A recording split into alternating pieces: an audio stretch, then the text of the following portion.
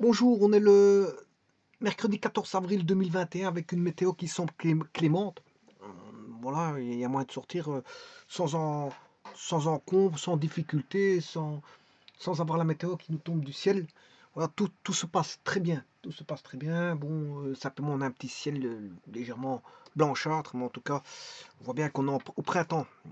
On est au printemps et ça augure bon, de belles journées qui risquent de suivre. Bon, ici, je vous présente voilà, un très beau site qui s'appelle Old Cook, Old Cook, vieille cuisine, oldcook.com. Vous pouvez voir Old Cook. Enfin, je suis pas bon pour parler l'anglais. Moi, je vous dis tout de suite, j'ai pas l'accent anglais.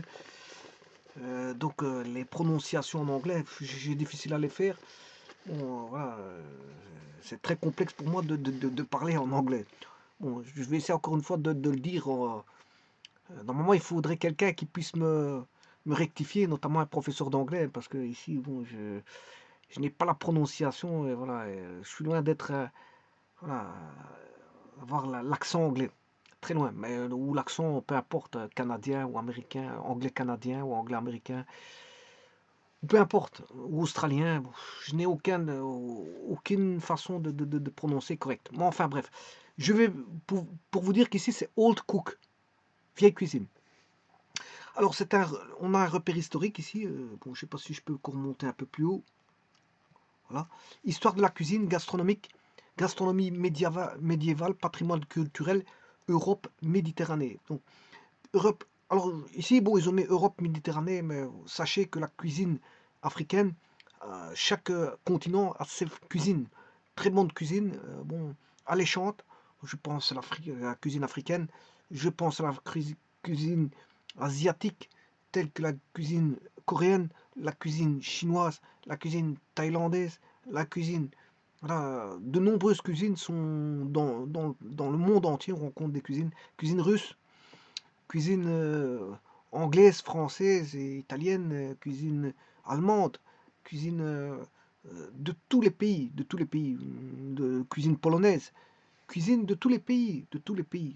Voilà, on rencontre des recettes de cuisine dans tous les pays du monde. Il n'y a pas un pays qui n'a pas sa cuisine. Et généralement, les cuisines, euh, quand elles sont bien faites, bon, elles sont alléchantes, aguichantes, elles sont, euh, voilà, elles sont bonnes à déguster. Elles sont bonnes à déguster. Bon, maintenant, il faut rester, je veux dire, les pieds sur terre et ne pas trop être gourmand. La gourmandise, c'est un vilain défaut. Ceci étant dit, je vous présente ici donc les repères historiques. Cuisine, il y a là-dedans, c'est Maître Chicard, j'ai oublié de vous dire. C'est Maître Chicard. Voilà, Maître Chicard, jaune, rouge, bleu. Alors, il y a la cuisine préhistorique, cuisine de la Mésopotamie, cuisine romaine antique, la cuisine donc, arabe pré-islamique et du temps de Mahomet, la cuisine du Haut Moyen Âge, cuisine de la Méditerranée, cuisine... Ah voilà, voilà. Voilà, ce monsieur a bien pensé. Bon, cuisine d'Afrique noire, héritage d'Amérique, légumes oubliés. Donc, mais maintenant, c'est bien, il a pensé à l'Afrique. Mais je ne vois pas la cuisine asiatique qui ne ressort pas de là. Vous voyez, il existe la cuisine sud-américaine aussi, hein. Héritage d'Amérique, légumes oubliés, histoire de la cuisine, gastronomie et histoire sur le web, article de Liliane Plouvier, histoire de l'alimentation. Alors, on retrouve les produits du terroir, l'alimentation et religion, histoire du café, la truffe dans la littérature culinaire, histoire de l'alcool, pâtes alimentaires, goût du sucré, des recettes de cuisine, hein. On retrouve des recettes de cuisine ici, voilà, recettes de cuisine. En résumé, maître cuisinier médiévaux, manuscrits et livres médiévaux, jardin médiéval. Très beau site, hein. C'est un très beau site. Maître Chicard. Bon, je dirais que ce site-là mérite vraiment d'être, voilà, d'avoir des beaux points, parce que bon, c'est très bien fait. Alors, qu'est-ce que il est pas bien. Quand je dis qu'il est bien fait, c'est pas forcément, je veux dire, au niveau des couleurs, je m'en fous de tout ça. C'est pas au niveau de la couleur, de la colorimétrie, voilà, de la façon comment a été présenté le site. Je m'en fous de tout ça. Moi, je suis pas, voilà, web designer. Bon, ça c'est le web designer. Il a fait au plus simple. Bon, c'est simple ce qu'il a fait. C'est du simple. Je suis pas en train de regarder voilà, la façon. C'est pas le contenant qui m'intéresse. Moi, c'est le contenu. C'est le contenu. Le contenant, peu importe, même s'il avait fait un texte voilà, c'est pas le contenant qui m'intéresse. Bon, ici, on a du vert, du jaune, du vert, du mauve. Ça m'intéresse pas voilà, les couleurs. Bon, ce qui m'intéresse, c'est le contenu. Et le contenu, je peux vous dire que quand je dis qu'il est bien fait, c'est le contenu qui m'intéresse, pas le contenant. Le contenant, bon, bon, le maître Chicard a payé un web designer, ou alors il l'a peut-être fait lui-même. Il l'a fait à la façon simple, voilà, pour encoder une page web, où il a payé, je veux dire, un web designer pour le faire de façon la plus simple et pas trop compliquer le site. Voilà, pour qui arrive sur le site, perçoit le site assez simplement, sans trop de chichi, sans trop de complications de chichi. Donc ici, il n'y a pas de complications, pas de chichi. Vous avez un titre, vous avez un lien, point la ligne. Regardez, voilà, il y a un lien là-dessus. Je prends voilà, l'histoire de l'alcool, puis je rentre dedans. Et il y a des rubriques, gastronomie médiévale, maître cuisinier, manuscrits et livres médiévaux, diététique médiévale, cuisine médiévale, jardin médiéval, épices médiévales, histoire et merveilles, 10 jeux, connaissances de l'époque médiévale, ouais, parfait. Ça, c'est pour moi, par exemple. 10 jeux, j'irais bien dans les connaissances de l'époque médiévale. Ça, c'est intéressant. Je le ferai un jour, pourquoi pas. Alors, il y a une rubrique texte ancien numérisé.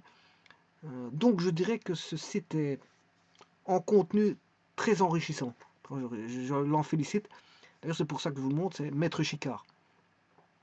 Bon, ceci étant dit, ce qui va m'intéresser ici, c'est juste aller vous montrer l'histoire de l'alcool. Bon, l'alcool a une... l'alcool date de très longtemps. Et on a trouvé des affaires dans des fouilles. Hein. Dans des fouilles, on a trouvé des affaires. Et c'est surtout que l'alcool est beaucoup utilisé. Utilisé pour beaucoup de choses.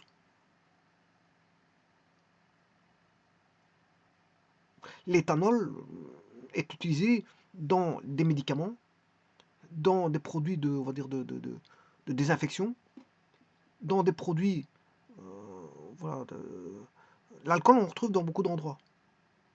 Dans les parfumeries, on a de l'alcool. Donc l'alcool c'était quelque chose, bon, dans le vinaigre, voilà, qu'on rencontre quasiment tous les jours. Tous les jours parce qu'il a son utilité quotidienne, notamment pour les désinfections.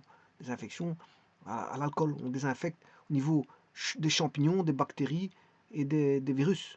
Voilà, on désinfecte par de l'alcool à, on va dire, si vous voulez maintenant un virucide, il y a les bactéricides, virucides, ça dépend le degré d'alcool.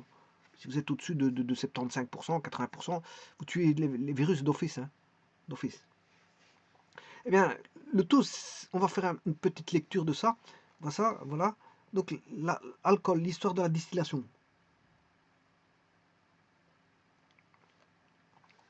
Alors, distillation des huiles aromatiques pour la parfumerie dans l'Antiquité. Distillation de l'eau de vie au Moyen-Âge. Alcool de consommation à partir du 15e siècle. Donc, la consommation est venue au 15e siècle. Nous sommes dans le domaine des alcools de consommation. Les alambics et la commercialisation des alcools hors du domaine médical se développent à partir du XVe siècle. Il y a des preuves de la commercialisation de l'aiguardent, l'eau qui brûle, Armagnac, entre 1411 et 1441 en Gascogne. L'essor commercial débute véritablement au XVIIe siècle.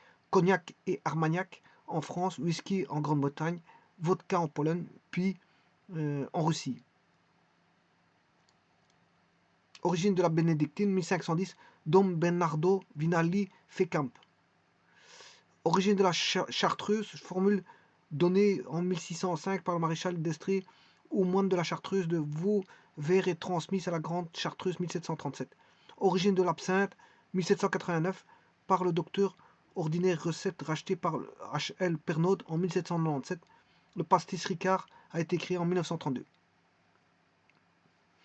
Bon, ben, l'absinthe, vous connaissez, bon, les gens qui étaient voilà, mélancoliques, bon, comme certains peintres, buvaient de l'absinthe, buvaient de l'alcool qui était l'absinthe. C'était l'époque à ce moment-là. Il fut une époque où voilà, ne fût-ce que dans les années 40, la guerre 40-45, quand il y avait des réquisitions, voilà, ils réquisitionnaient bien sûr les fermes pour donner aux soldats, si vous voulez, le lait, le fromage et le beurre, pour que les soldats puissent voilà, se restaurer, ben, ils réquisitionnaient les fermes. Et, par exemple, si je prends ici dans les contrées où je vis, ben, je veux dire, il y avait pas mal de fermes. Donc les soldats n'avaient pas de difficulté à trouver de quoi manger. Ils avaient tout ce qu'il fallait, de la viande, du fromage, du beurre, du lait, tout ce qu'ils avaient. Ils pouvaient, tout ce qu'ils voulaient, ils pouvaient le trouver parce que c'était inondé de fermes. Dans chaque village, il y avait une ferme. Dans les villes, on rencontrait des fermes. Ce qui n'est plus comme maintenant, même dans les villages, maintenant, on ne trouve plus forcément une ferme, puisque les fermes, voilà, se sont réduites quasiment à peau de chagrin. Par contre, auparavant, on avait des fermes. Dans un village, si on ne trouvait pas 4-5 fermes, bon, c'était pas un village. Voilà. Alors, ceci étant dit, ben, c'était la même chose avec l'alcool. Quand ils trouvaient une distillerie, ben, l'alcool était réquisitionné pour les soldats. Les soldats festoyaient quand ils avaient du temps libre et on leur donnait bon, de quoi festoyer. Quoique je crois même que pendant les guerres, bon, on les rimbibait voilà, d'alcool pour ne pas qu'ils pensent. Pour ne pas qu'ils pensent à la difficulté, voilà, de la rudesse des combats. L'Antiquité. Donc l'Antiquité, nous sommes vraisemblablement dans le domaine de la distillation des huiles aromatiques et de la parfumerie, mais pas encore dans le domaine de la distillation de l'alcool. Donc en fait, ils sont à la distillation des huiles aromatiques et de la parfumerie. Donc ils font des parfums, mais ils ne sont pas encore arrivés à distiller de l'alcool. Des vases dont l'un de 37 litres avec une collerette de 2 litres, considérés par les archéologues comme des alambics primitifs, ont été trouvés dans le nord de l'Irak. Tepe Gawra, Mésopotamie. Ils sont datés de moins 3500 ans. Bon, c'est immense, hein. C'est très loin, ça. Moins de 3500 ans. 3500 ans avant Jésus-Christ. Ça a l'air un peu bizarre, mais enfin, bref, c'est ce qu'ils disent. Alambic de Tepe Gawra, d'après Roger J. Egaro, CH 1990.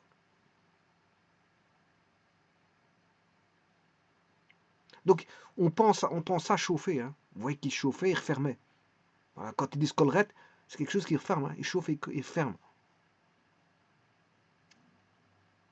Voilà.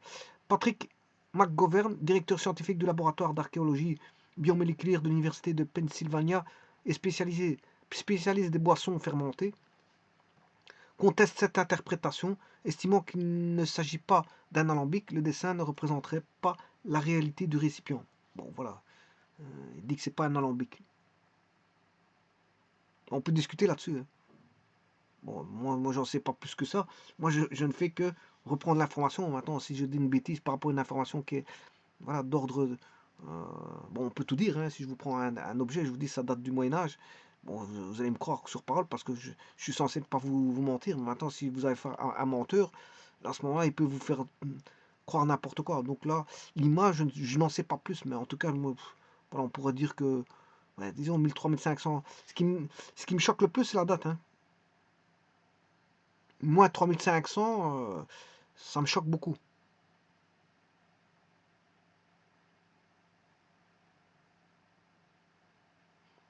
Bon, l'homme primitif possédait déjà des alambics, ça m'aurait étonné quand même. Donc c'est pour ça que le docteur de Pennsylvanie est spécialiste des boissons fermentées. Bah, il dit que bon, ça ne ressemble pas à quelque chose qui puisse fermenter. Bon. Cette technique de distillation aurait été également connue des civilisations de l'Indus au 3e millénaire avant Jésus-Christ. Le 3e millénaire, c'est 3000 ans avant Jésus-Christ. Hein. C'est bien ça. Fouille de Monhejo Daro. On a trouvé dans les fouilles de Chéos, 6e siècle, Crète, une tablette représentant un vase posé sur un feu et surmonté d'un couvercle en cône qui pourrait également être un alambic primitif. Le mot grec ambikos désignant un vase cylindrico-tronconique est à l'origine du mot arabe alambic. Bon, là, c'est un petit peu, bon, Bon,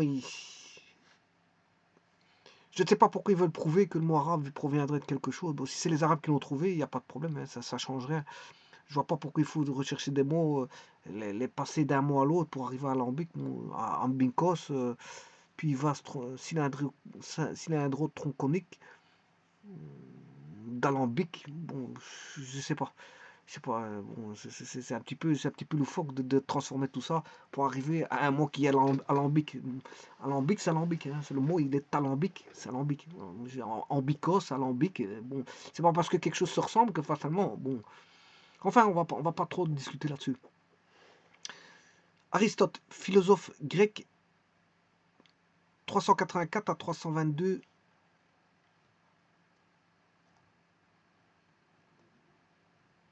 Non, moins 324 à moins 322, a décrit le principe de la distillation de l'eau de mer. Patrick McGovern nous a signé l'existence d'une jarre de distillation chinoise en bronze datant de la dynastie Han, environ un siècle, environ au premier siècle, est présentée actuellement au musée de Shanghai. Un appareil voisin existerait aussi en Inde, dans la ville d'Alexandrie, Égypte. Dans les premiers siècles avant et après Jésus-Christ, on trouve une importante corporation de parfumeurs possédant des alambics ambicos pour distiller des élixirs, des essences florales. Ces anonymes seraient à l'origine de la chimie et de l'alchimie.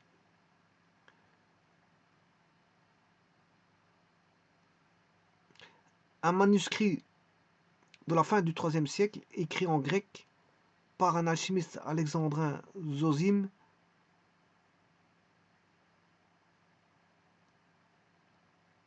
enfin bref, ça devient un petit peu... un manuscrit de la fin du IIIe siècle, écrit en grec par un alchimiste qui est alexandrin Zosime de Panopolis, décrit un alambic qu'il appelle tribikos, alambic à 3 récipients.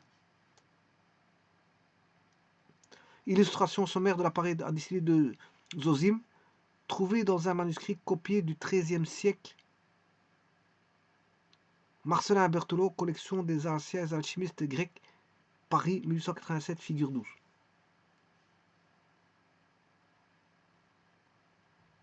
Illustration de l'appareil à distiller de Zosime, trouvé dans un manuscrit copié au XVIIe siècle.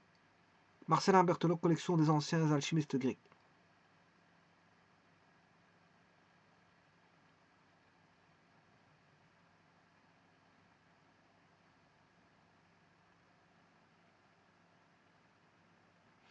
Des extraits de textes de Zosime ont été diffusés à Byzance ou traduits en arabe et se retrouvent dans des textes perses et arabes.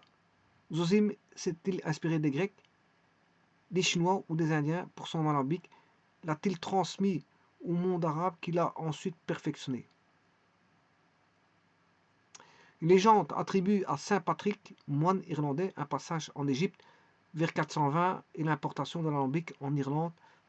Il serait à l'origine de la fabrication du whisky irlandais, Whisky Beata au Bénite.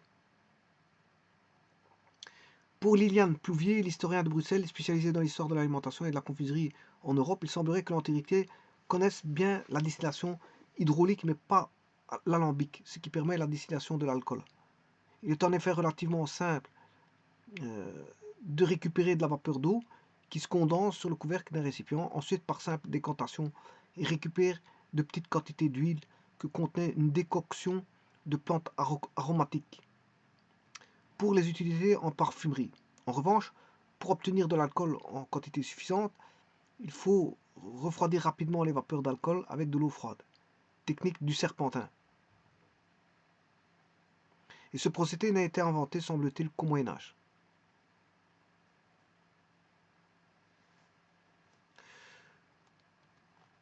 Moyen-Âge. Nous sommes dans le domaine de la médecine et de l'alchimie.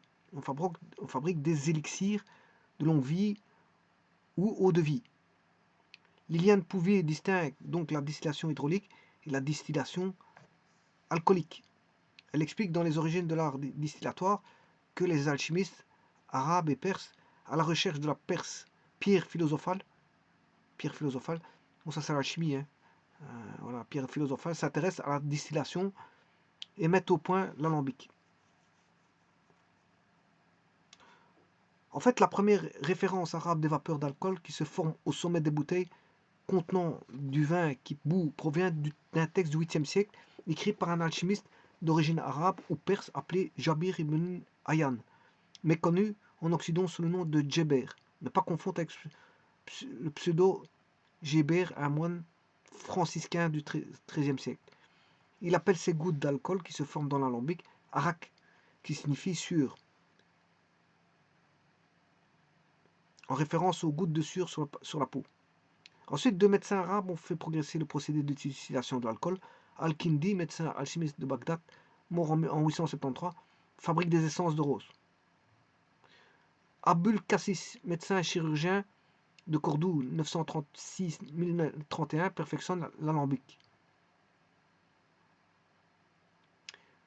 Et distille aussi bien de l'eau de rose que du vin, lequel donne la fameuse aqua vitae, l'eau de vie censée procurer l'immortalité. À partir du XIIe siècle, les Occidentaux développent cette technique, mais l'alcool obtenu est alors majoritairement un médicament réservé aux médecins et aux apothicaires.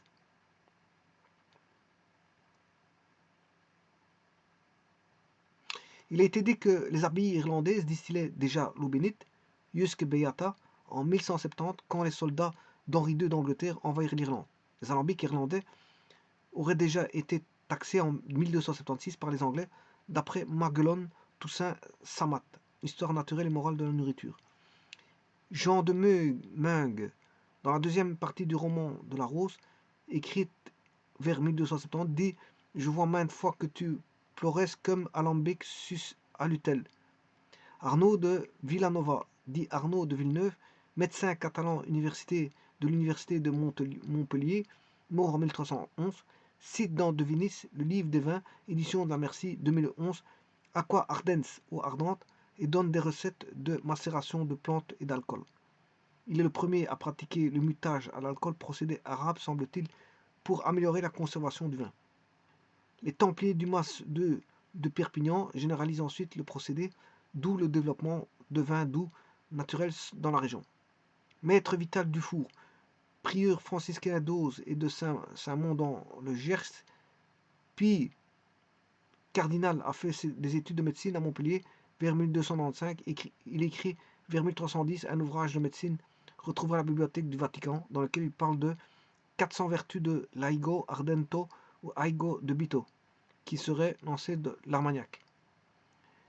Quelques vertus de l'eau ardente, elle cuit un œuf, les viandes cuites ou crues, elle les conserve.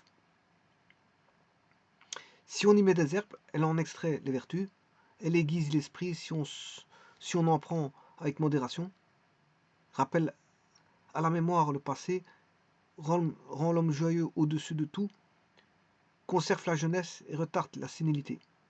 Elle fait disparaître les rougeurs de la gorge si on se gargarise fréquemment.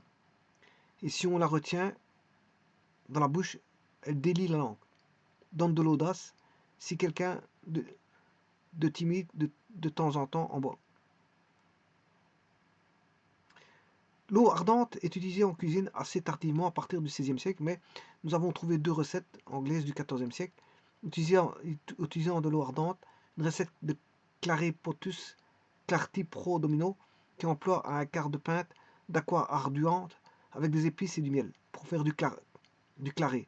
La deuxième recette provient du Form of Cury 1390, la recette d'entremets appelée chastelet, un pâté en forme de château, se termine par les mots suivants: servez it for with how ardent, servez avec de l'eau ardente. Faut-il arroser le pâté d'alcool comme on le fera avec de l'eau de rose? Faut-il flamber l'alcool comme s'il y avait un canon qui crache le feu? Faut-il boire de l'eau ardente en accompagnant le pâté? Il n'est pas toujours facile d'interpréter correctement une recette médiévale. D'autre part, en Italie, à la cour du Vatican au XVe siècle, les livres de comptes du pontificat de Paul II, 1464-1467, prouvent l'emploi de l'eau de vie en cuisine à l'occasion des repas de fête. Quelques origines linguistiques. Alambic 1265 vient de l'espagnol alambico, qui vient de l'arabe al-himbik, égale vase à distiller, qui vient du grec hambix.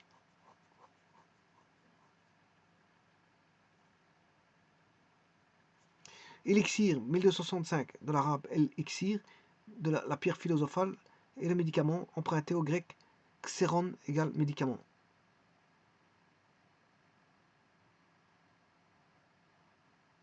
Bon, les mots, ils passent d'un mot à l'autre, c'est tout étrange. Hein. Bon, je ne sais pas si ce qui est raconté là est vrai. Bon, enfin bref. Bon, ils passent d'un mot à l'autre. Je ne sais pas. Moi, je lis sans plus. Eau de vie, 14e siècle. Traduction du latin des alchimistes aqua vitae. Alcool, 16e siècle. Vient de alcool. Alcool.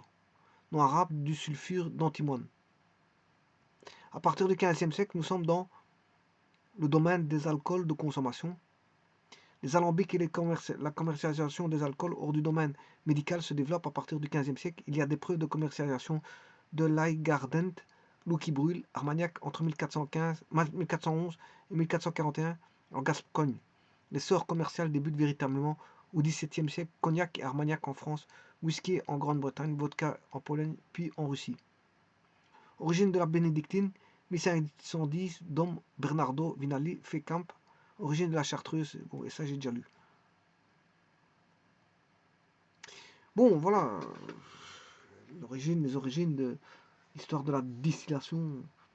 C'est vrai que la personne passe vite d'un mot à l'autre. Bon, est-ce que c'est vrai, c'est pas vrai? J'en sais pas plus. Hein. On essaie de tenter de donner une origine, mais voilà, on est dans le flou là. Hein. Dans le flou. Donc, bon, on va aller rechercher un mot, lui attribuer, je veux dire, une consonance. J'en sais pas plus parce que c'est discutable, ça, c'est discutable. Enfin, je vous remercie.